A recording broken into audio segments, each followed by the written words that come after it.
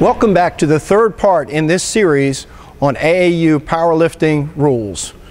In this segment, we will talk about the rules and the requirements for completing the bench press. Bars ready. Lucy is the lifter. 50 kilos, 110 pounds. That's good.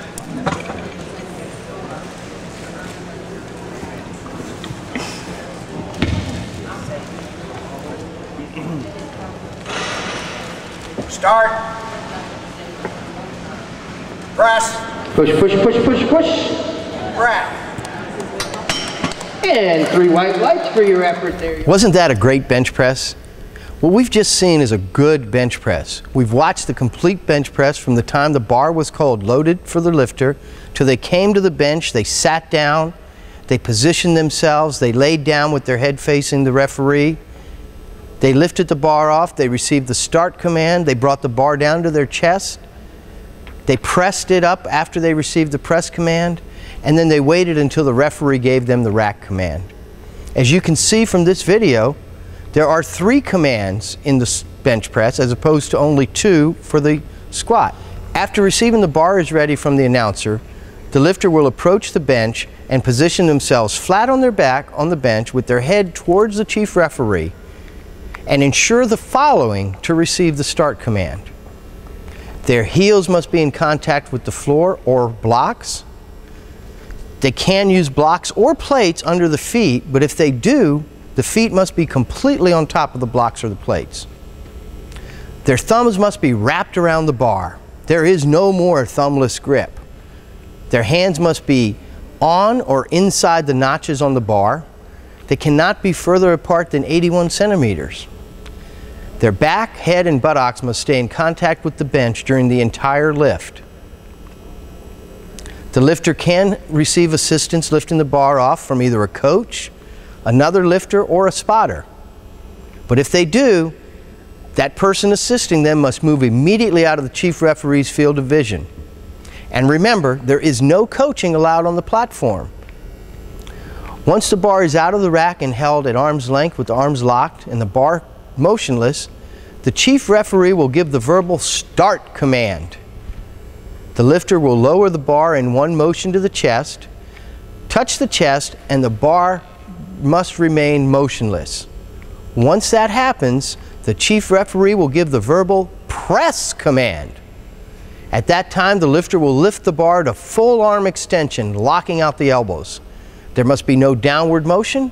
There must be a relatively even extension of the arms, and both arms must lock out simultaneously. Once the arms are locked out, the chief referee will give the rack command. At that time, the lifter will place the bar back into the racks.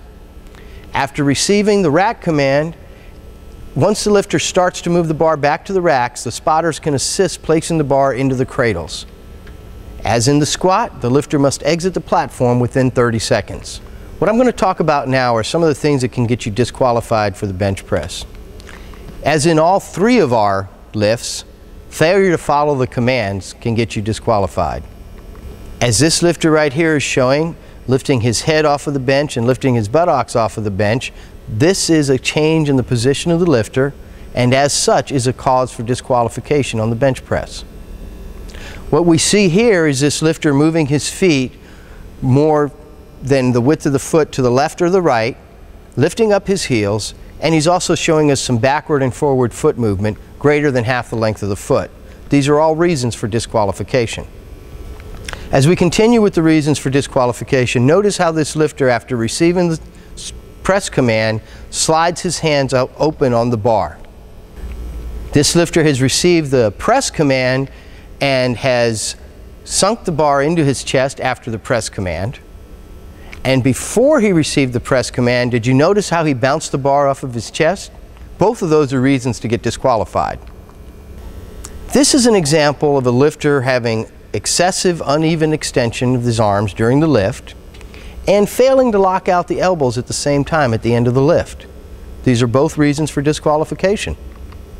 This is also considered downward movement of the bar and is a disqualifier for the bench press. In this lift, the spotters grabbed the bar and took it away from the lifter. That's considered assistance from the spotters and is a disqualifier for the lift.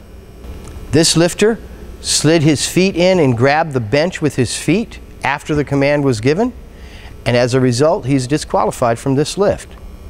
Those are the things that will get you disqualified in the bench press. What you need to do is go home and practice them before you come to the meet so that you're prepared to have a good bench press event at the meet.